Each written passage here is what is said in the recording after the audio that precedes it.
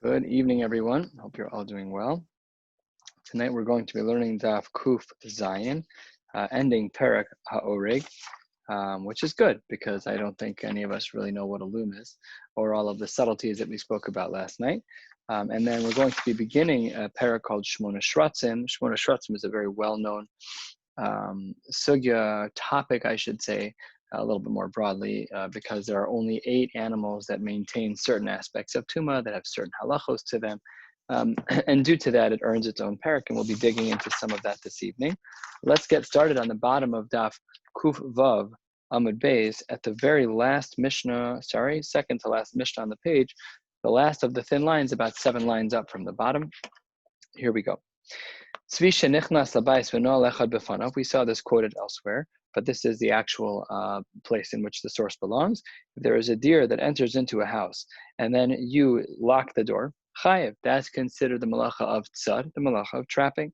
No alu shnaim, if 2 people did this closing of the door when the deer enters your house, halacha is peturin.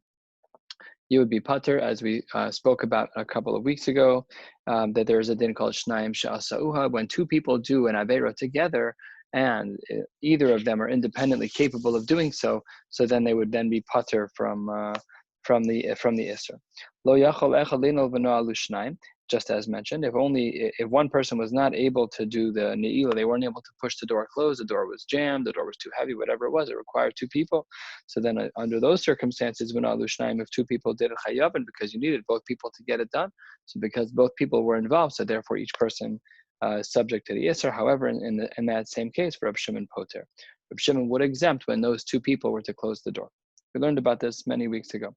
Says the Gemara, a very isolated din based on this Mishnah about a deer, which is that what about a lion? What about animals that are a little bit harder to tame, a little bit harder to trap?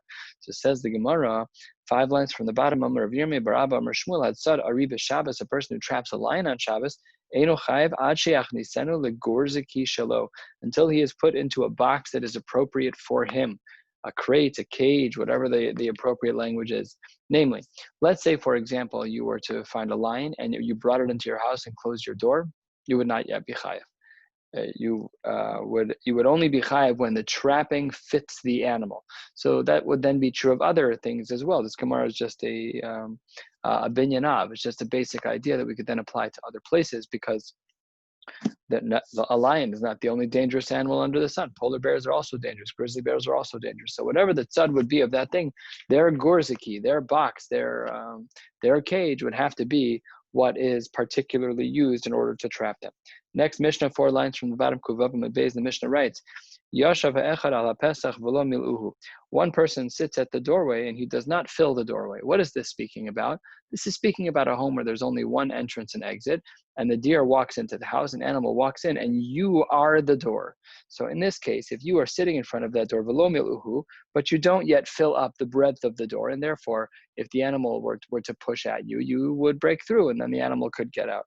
So then, under those circumstances, if Yashav Hasheni, if a second person joined you, Mil'uhu Hasheni Chayev, then the second one's going to be Chayev. So let's say a doorway was 3 feet wide, and my shoulders are 1.5 feet wide, and your shoulders are 1.5 feet wide. So I stand at one side of the doorpost, and you stand at the other. So if you're mashlim, that last 1.5 feet of the width of the door, so then you're the one who's going to be Chayev. Yashav Harishon Ala Pesach Miluhu. What if I had very broad shoulders? I filled the whole doorway. Good. The door is totally full, so it should be tzad already. And then and another person comes and says, I'll come sit with you just to make the door a little bit stronger. The halacha is, even if the first person who has broad shoulders, who filled the whole doorway, walks away, it doesn't make a difference. Why is this true? Because the animal was already trapped. Once you trap the animal, what's the shear of time? You trapped it. You trapped it for whatever the shear of time is. It's very small. You trapped it for long enough that it can be trapped. Halamaza Domes says the last line of Kuvav Amud Beis. What is this similar to? Lenoa les beso, someone who locks their house l'shomro. V'nimtzat tzvi shamor besocho.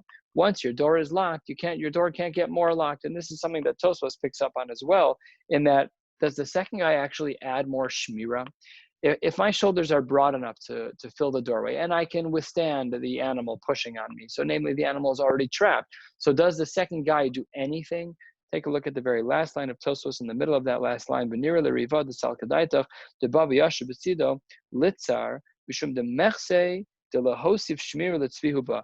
That maybe it appears as though he is adding extra shmira kamash malan.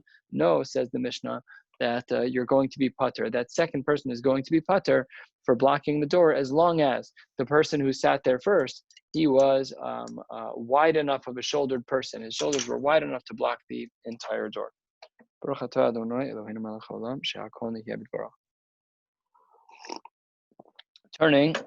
to the top of Daf Kuf Zayin Amud Aleph, let's continue.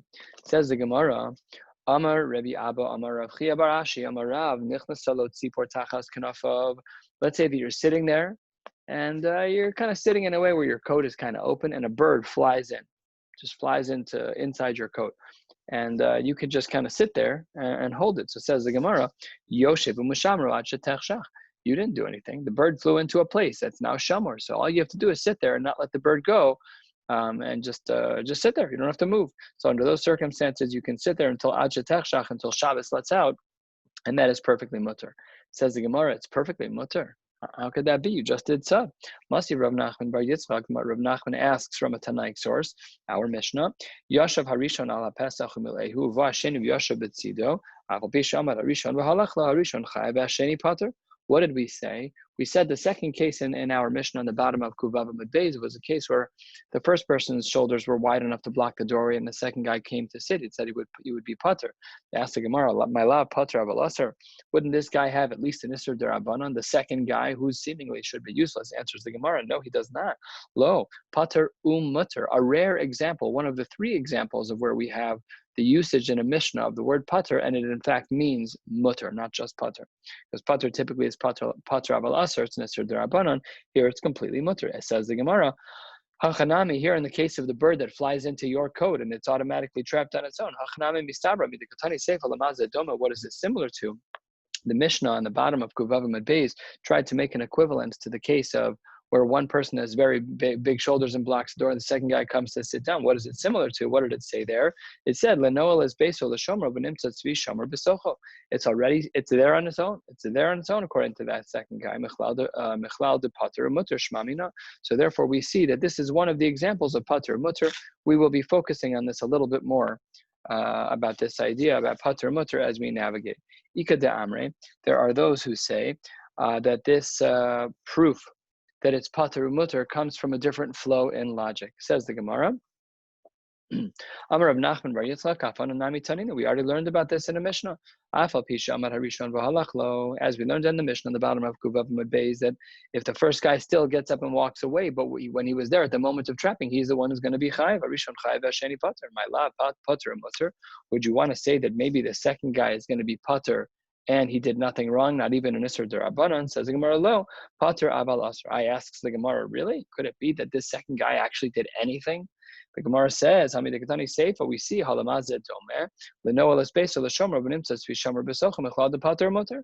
From the end of the Bryce of the Mishnah, of our Mishnah, it seems to be that you should be pater mutter, and in fact the Gemara embraces this and therefore says shmamina.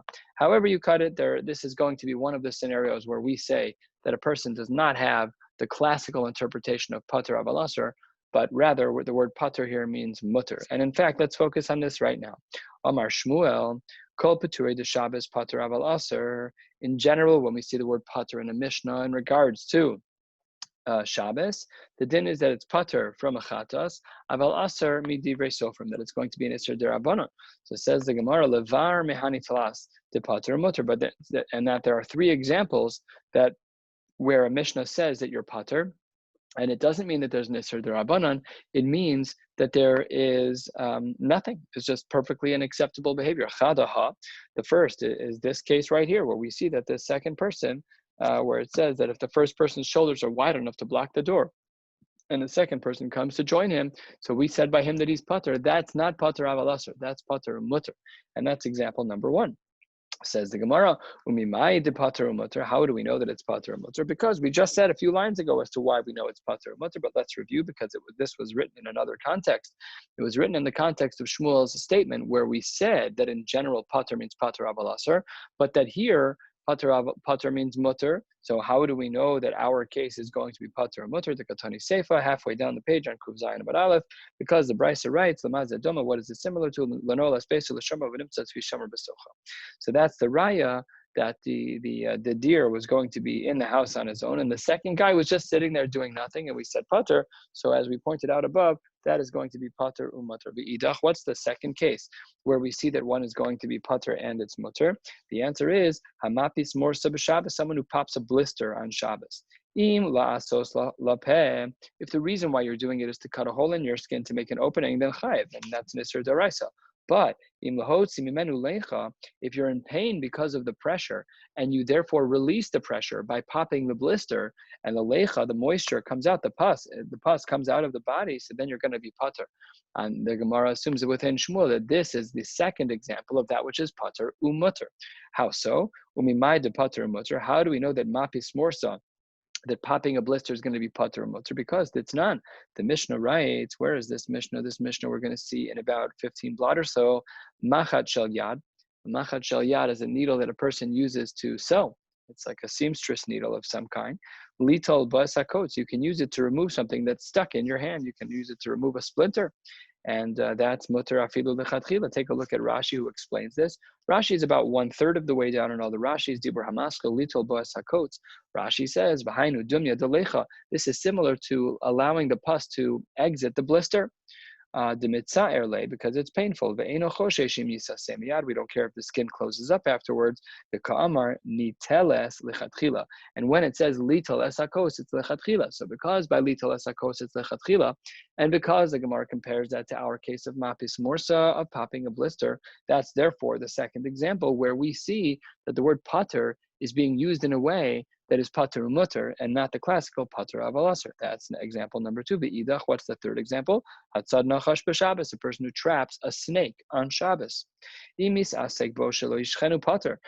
If a person is just involving themselves with this snake in order to make sure that they don't get bit by the snake, so that's pater. Im l'refua, if you're trapping it to take its venom for healing purposes, not all venom is terrible, or maybe you're making an antidote of some kind. Im l'refua, the din is that you're chayiv. Okay, but when you were misasek that it shouldn't bite you, mimai de pater mutter, how do we know that it was meant to exempt you from even an isur derabanan, and that it would be pater mutter? Mehecha teisi, answers the Gemara. That's not, because we have a mishnah that we saw already earlier. How far ago was this? This was on Daf Mem Gimel, and we'll see it again in another few blot. Says the Gemara, what is this mishnah that we saw? Kofin ka'ara al haner b'shvil shelo techos b'kora. If you have a fire, a candle that's particularly close to the ceiling, the Gemara there pointed out that the house was a shorter house, you're allowed to take something that won't catch, it's not flammable, and put it in between. Let's say that my cup is the fire, and you take something that's not flammable, put it up by the ceiling. Now, you're not allowed to do so in such a way where the fire will go out, but you're allowed to do so in a way that protects the ceiling from catching on fire. That would be perfectly permissible. So that Mishnah says, Kofin Ka'ara, Al haner b'shvil shelo tochas b'kora. You can cover something that is not flammable above a fire, above a candle, to prevent the house from catching on fire, as long as you don't put out the fire. Also, as well, you're allowed to take a utensil, the al hatzoa shel katan, and cover up the tzoa, that which does not smell good, a dirty diaper, as it were, and that would be permissible as well. In fact, we actually have a regular din called graf shel rei. It's a din within muksa that one is allowed to move that which is muksa. A dirty diaper has no purpose on Shabbos, obviously, and it's disgusting. So the din is that afal pi, that it's really otherwise muksa, but because it's a graf shel rei, so one is allowed to pick it up and move it and throw it out on Shabbos. And the last example is the one that seals the deal for us, to allow us to have this third example where pater means mutter, and that is in regards to the snake. That is this part of the Mishnah, the last few words of the Perek of Perek HaOreg, the Al-Akrav, in regards to a scorpion, Shalotishach, you're allowed to put a kli on top of that. Why are you allowed to do that? Answers the Gemara, it's perfectly mutter. Why are you not allowed to do that? Just like by a snake. And these are therefore the 3 examples of pater, where pater means mutter, as opposed to the isur derabanan, which we typically assume of pater avalasser. Example number 1 was our Mishnah of the second person who sat by the door, who really did nothing. The trapping was done by person number 1. Example number 2 is the mapis morsa, a person who's going to pop a blister, where because there's pain, and the popping of the blister would release that pain. Therefore, it's permissible to do so lechatchila pater umoter. And the third example was it was trapping a snake in order to prevent that snake from biting you. There too pater umoter. Those are the three examples. Beautiful. Mazel tov. Hadron alecha oreg. Hadron alecha oreg. Hadron alecha oreg. We're now going to start the parak of Shmona Shratzim. There are many different types of small animals. These animals were as a common denominator, they're relatively small animals that walk relatively close to the ground. Some of them actually slither like snakes, and some of them just have small legs, whatever the case may be. They are not in the classifications that we use. They are not in the same classification system. They're not all coded in the same exact way.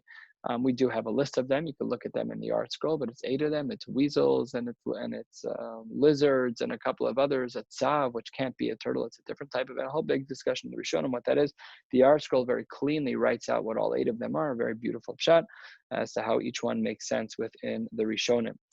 Nevertheless, there's a big machlokas, as we will soon see about this in regards to the Shita of Rabbi Yochanan ben Nuri and the Shita of the Rabbanan. Let's take a look at the Mishnah as it starts. Shmona Shratzim ha'amurim b'Torah.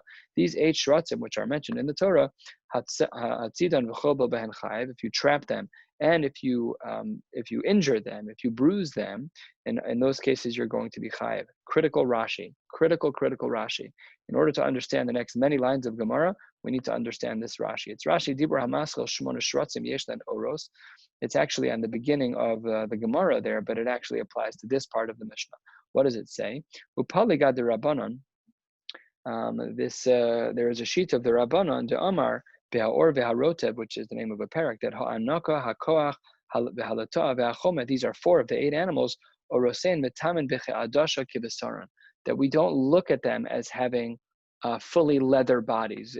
They have relatively thin skin. Ledugma, if you have a lizard, they have very thick skin. A mouse has very thin skin.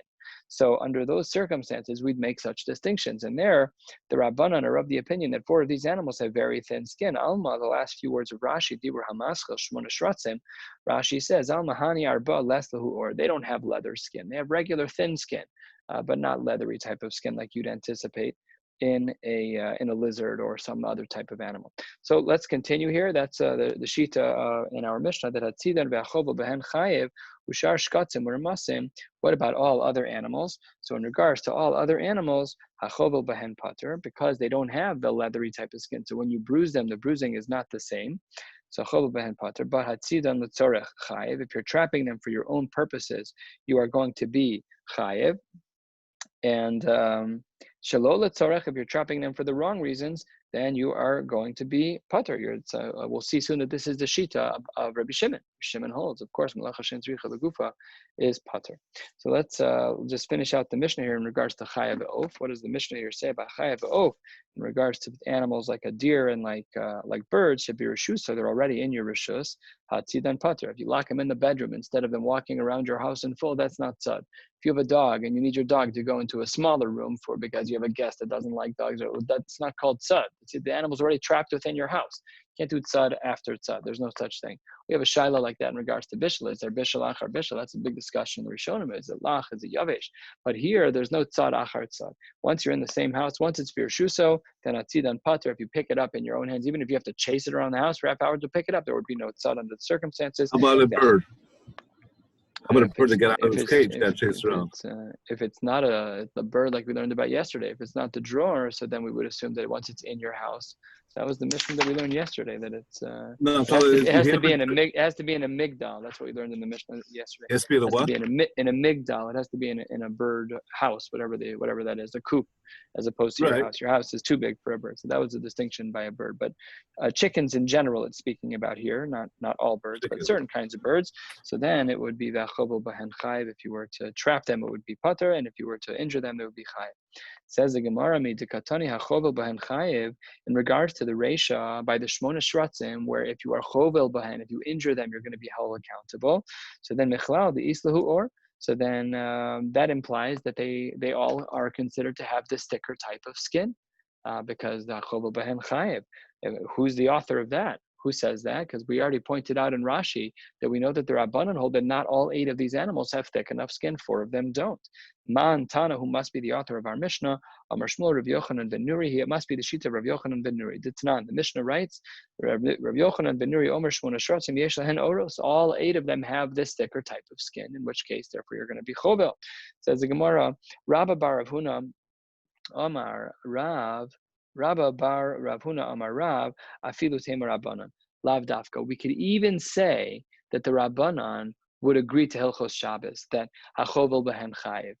How does this work out? We know that Rabbi Yochanan ben Nuri and the Rabbanan have a machlokas. Do we say that all Shmona Shratzim have this thicker type of leathery skin? Or do we say that only 4 of them have this leathery type of skin and 4 of them don't?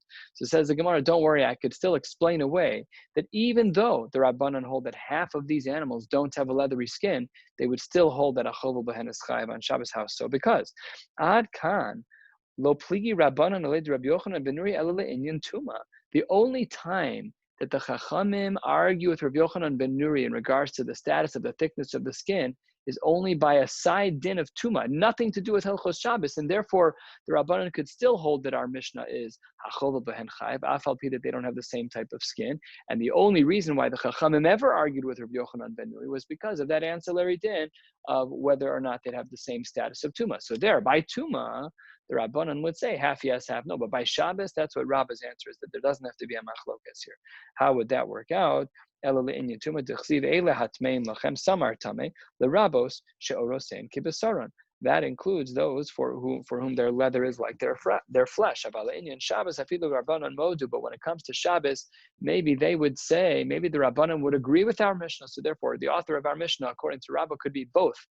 It could be either Rav Yochanan ben Nuri or it could be the Rabbanan, because we could easily explain away the Rabbanan's machlokas about half of the animals not having thick enough skin as being a din in Tuma and not being a din in Hilchos Shabbos. Says Gemara, really? Could you possibly say that the Chachamim feel that there's nothing to argue about in regards to Shabbos? 2 lines from the bottom on Kuv Zayin Amud Aleph. In Shabbos lo pligi. You're saying the Chachamim don't argue in regards to Shabbos? Ve'atanya, the Brisa writes, Hatzad echad mishmona shratzim ha'amurim b'Torah. One who traps one of any of these 8 animals in the Torah. Hachovel behen chayiv di Rav Yochanan ben Nuri. What are we talking about in this Mishnah? Trapping on Shabbos. What do we see? Rav Yochanan ben Nuri says you're chayiv. What do the Chachamim say? The Chachamim omrim ein or Ella, turning to the top of Kuv Zayin Amud Beis, Ella l'masha manu chachamim. There's a Mishnah in Maseches Chulin that highlights only 4 of these 8 animals. So what Rabbi Yochanan ben Nuri said was he holds all 8, and the Chachamim come back and say no, only the ones that were counted in the Mishnah in Maseches Chulin. So only 4 of them. So a minute ago, you wanted to say that maybe our Mishnah could be even according to the Rabbanan, because when the Rabbanan are arguing against Rabbi Yochanan ben Nuri in regards to the thickness of the skin, and 4 animals have it and 4 animals don't, that's only by Tuma. Says the Gemara, you can't say that. Rabbi Yochanan ben Nuri and the Chachamim have an explicit machlokas about this right here in this Mishnah that's quoted on the bottom of our page. Chachamim omrim ein or ella lemasha manu chachamim. Doesn't make any sense. So the Gemara here picks up on a technical issue, because the way that the animals were quoted there in Maseches Chulin, the Shemanu Chachamim, the ones that were counted, were the ones that did not have the thick skin. Adarabba, you quoted the language wrong. Shemanu Chachamim ein lehem or. The ones that the Chachamim quoted don't have that thicker skin. Rabbi, you're right. Hachi kamar, must be that they said a different language. Ein or chalak mi basar ela lemasha lo manu chachamim. They changed the language from what they counted, from what the rabbis in Maseches Chulin counted, the 4 that they counted, versus the 4 that they didn't count. And the 4 that they didn't count had that thicker skin. So this is a technical linguistic issue. But the Gemara doesn't like this either.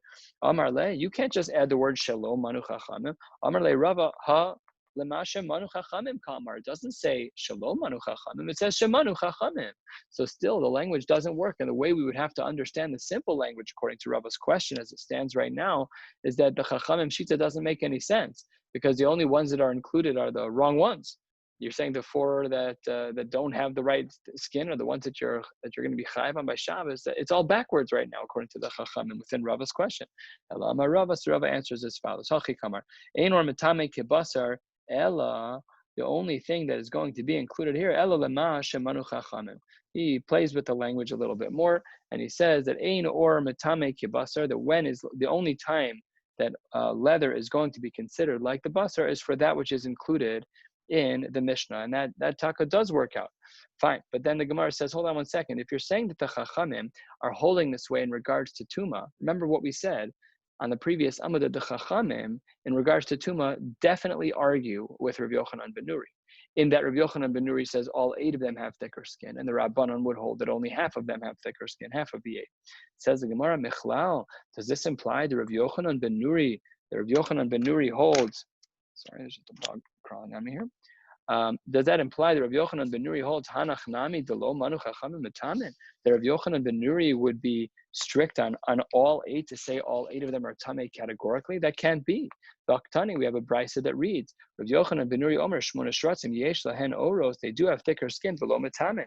They're not Tameh in every single case. So how can you leave the inference that Rabbi Yochanan ben Nuri would be forced to re-understand his shita for the way that Rava inferred the language from the Chachamim in Maseches Chulin? It's not a reasonable assumption. So therefore, the Gemara says we need to take out the word Ella. The word Ella was used by Rava, and if you were to look at Rava's answer again, 5 lines from the top, he said, Hachi Kamar, Ein or metame kibasar Ella lemasha manu Chachamim, a limiting word. Now let's see how the Gemara answers. We're now 8 lines down in the brackets. Amar Rav Ada Bar Masna Taritzachi. The Chachamim Omrim le'inyan Tuma ein or lemasha manu Chachamim. There is no skin for the ones of the Chachamim. We took out the word Ella, and Ella left the room for the implication that Rav Yochanan ben Nuri was arguing, Kamash Mulan, that there is no machlokes there in regards to Hilchos Shabbos. Says the Gemara, but still I'm unsettled with your assumption that the Chachamim hold. I'm unsettled with the assumption that the Chachamim don't argue with Rav Yochanan ben Nuri as it relates to Shabbos. Ve'akati le'inyan Shabbos lo pligi. Really, we're about a quarter of the way down, about 10, 12 lines down. Ve'hatanya, we have a brisa. Hatzad echad mishmona shratzim ha'amurim b'Torah. Someone who traps one of the 8 of these animals. Hachovel ben chayev v'shratzim sheshlan oros. So why do you have to qualify? That you have to say that you're chovel bahen chayev, you're going to be chayev if you bruise one of these animals, on the condition that it's of the shratzim sheshlan oros, implying that not all of them have this thicker skin. The ezo hi chabura she'ena chozeres. What is considered a chabura that doesn't regularly and quickly go back to its old mold? Let's say a person gets a bruise and it only lasts for 30 seconds. Your skin turns red and then it goes right back. No, what's considered enough, says the Gemara here, nitzrar hadam, when the blood collects at the surface, afal pi shelo yatsa, even though the blood doesn't leave the body. As a very important aside, this is actually the parameter that we use for hatafas tam bris. When a mole would do hatafas tam bris, we do take a sharp, a pointy needle. The ones that are used in a lancet, when people have to draw blood from their finger, it's a barehanded procedure. You do a tiny poke on the aver, but you don't actually have to draw blood. The Shulchan Aruch writes that as long as the blood is nitzrar, this is the same language, as long as the blood is nitzrar hadam, but afal pi shelo yatsa, so then ladina, that is considered to be an appropriate hatafas tam bris. And ladina, it's the same thing here. That's how we define a bruise. That's how we consider extraction of blood. That's why it's considered a chabura on Shabbos, because blood was nitzrar at the surface. So it says the Gemara continues, Rav Yochanan ben Nuri Omer, so that was the Tana Kama. The Tana Kama said that if somebody traps one of the 8, as long as it's one of the 8 with this thicker skin, then you're going to be chayiv, and the parameters for chovel is going to be when the blood is nitzrar, when it collects at the skin. Then, first of the long lines, Rabbi Yochanan ben Nuri, Omer Shmona Shratzim Yeshlem Oros. Rabbi Yochanan ben Nuri says, what are you talking about? Which of the 8 have? No, they all have this thicker skin. That's crazy. So now we're out of the brisa. Says the Gemara, Amar Ravashi man Tanakama. Whose shita is the Tanakama? We should be expecting to hear the Rabbanan. That was a shita of the Rabbanan throughout, which is that only some of the 8 have this thicker skin. Answers the Gemara, it's not the Rabbanan, it's Rabbi Yehuda.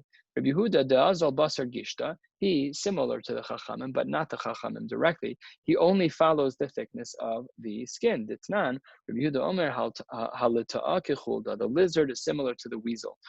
Those are the 2 that he excludes to say that their skin is very thick, but not all of the other ones have such thick skin.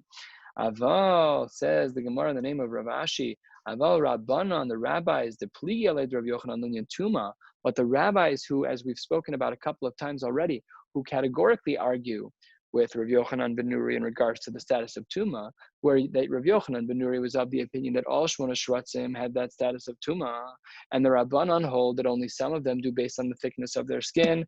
Balinian Shabbos, Module, they agree. And that's how we paskin Ladina, is that we agree that the Shmona Shratzim all have thick enough skin as it relates to Shabbos. And Achov Behen will be chayiv, no machlokas Rav Yochanan ben Nuri and the Rabbanan. Rather, they agree in regards to Hilchos Shabbos that Achov Behen chayiv, but when it comes to the world of Tuma, there we still have a remaining machlokas. Says the Gemara, Yihachi, why does it say here in this brisa, Hi Divrei Rav Yochanan ben Nuri?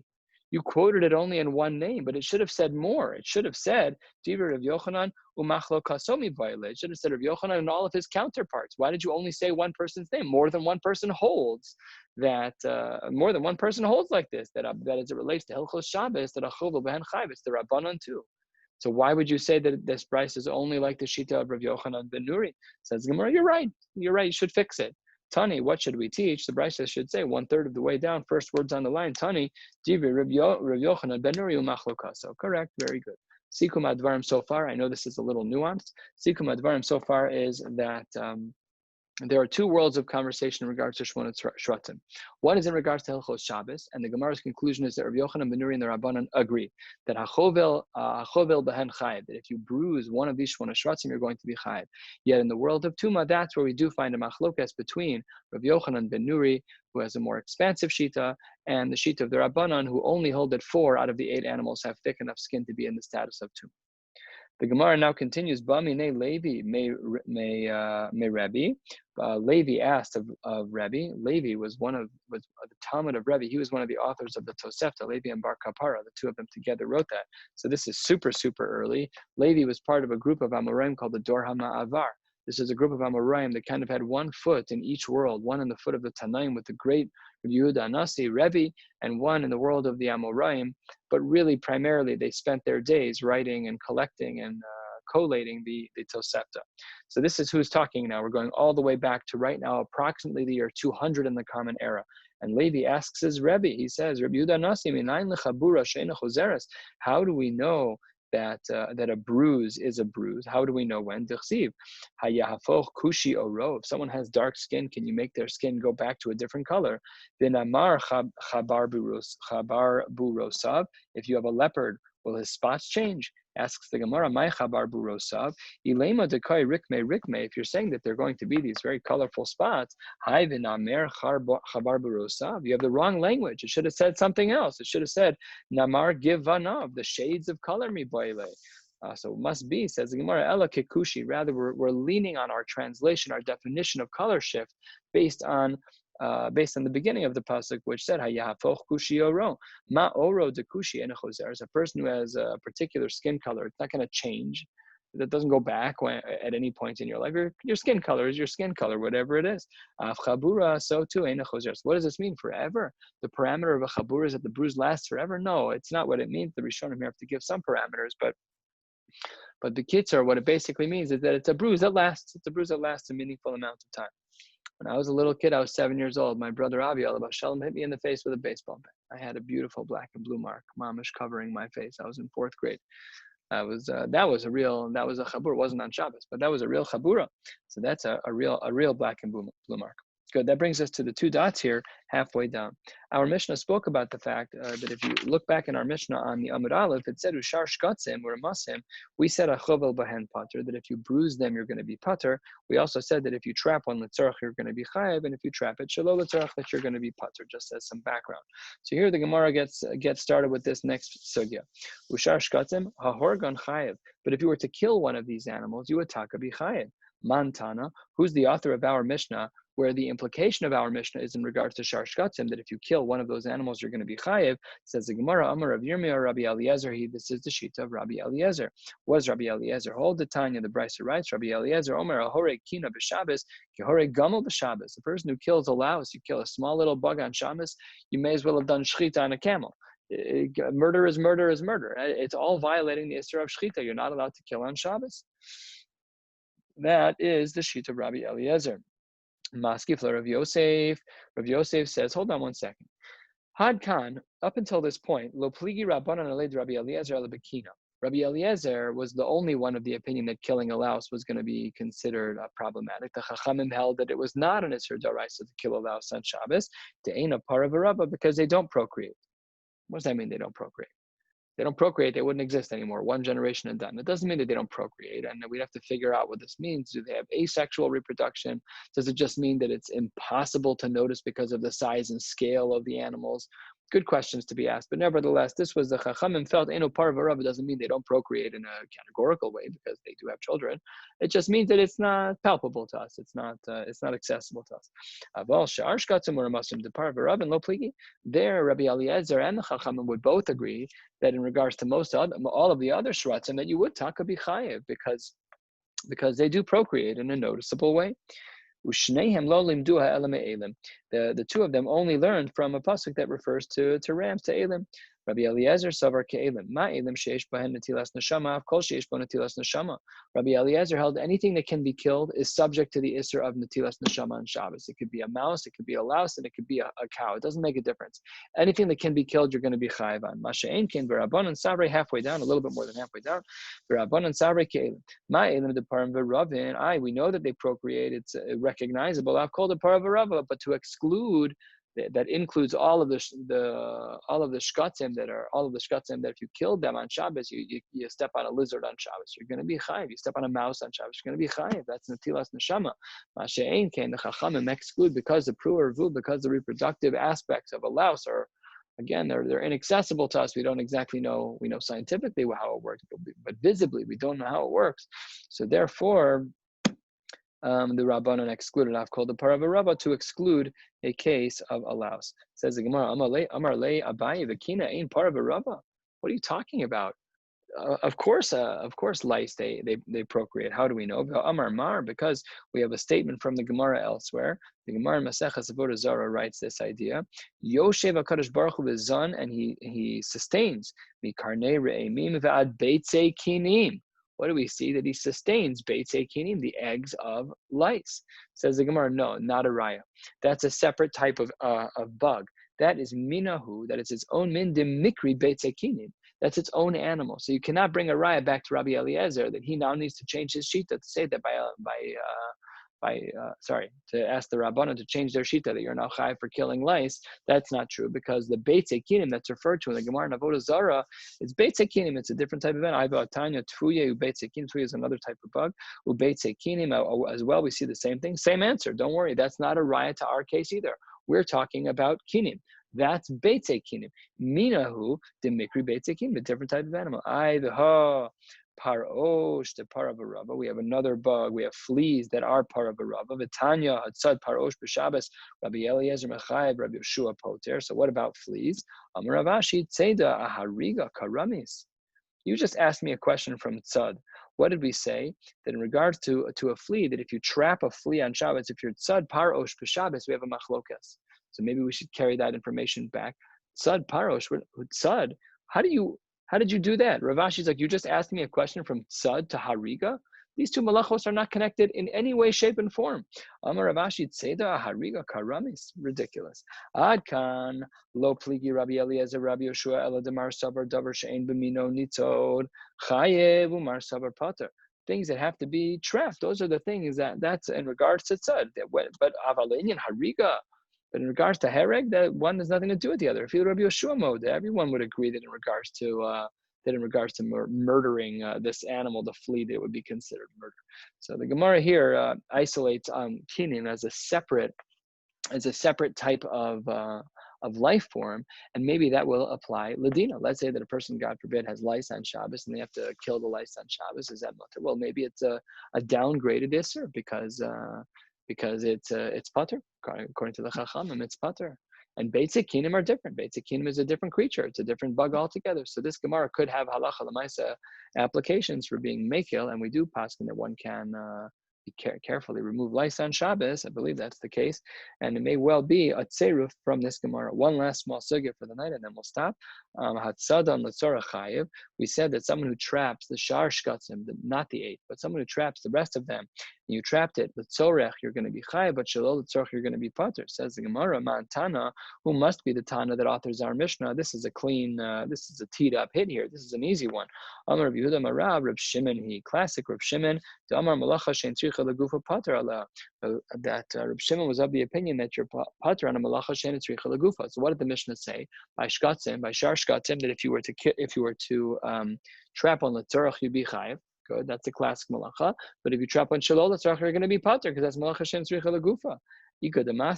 Some people actually teach this line of Rabbi Yehuda Marav that we just learned in regards to the beginning of our Mishnah. They teach it in regards to mapis morsa.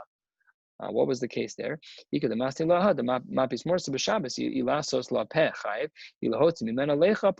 this din already earlier today to say that this was one of the three examples that Shmuel indicated where the Mishnah uses the word pater, but you're actually pater and it's mutter.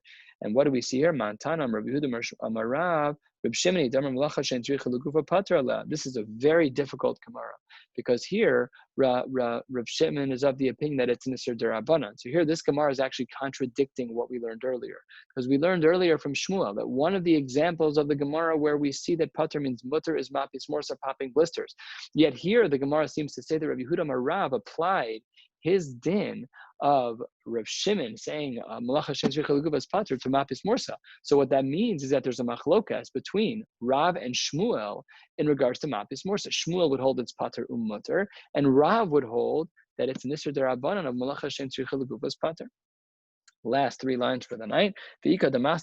Some say that this din of Rabbi Yehuda Marav about Rav Shimon is about another din. Atzad nachash b'Shabbos. Someone who traps a nachash, a snake on Shabbos. We said that if one is trapping a snake to protect themselves from getting bit, you'd be pater. The Refuah Chayav Mantana, who's the author of that, Rabbi Yehuda Marav, Rabbi Shimon, he would say the same thing here. I would argue the same thing. If you're saying that this is that the din of the nachash is Rabbi Yehuda, is Rabbi Shimon, so then that implies that it's an Isser Derabanan. But again, Shmuel told us already that that's a case of pater or mutter. So again, these last two cases, if we apply the statement of Rabbi Yehuda Marav to these last two cases, it strongly implies that they disagree with Shmuel, because Shmuel said it's pater or mutter. But in both of these cases, it seems to be pater avalasser, because we're applying the din of Rav Shimon that malacha shein tzricha legufa is pater, and that Isser of Rav Shimon was an Isser Derabanan. We're going to stop here. We'll pick up tomorrow night, 8 lines from the bottom of Kuf Zayin Amud Beis, wishing you all a beautiful, beautiful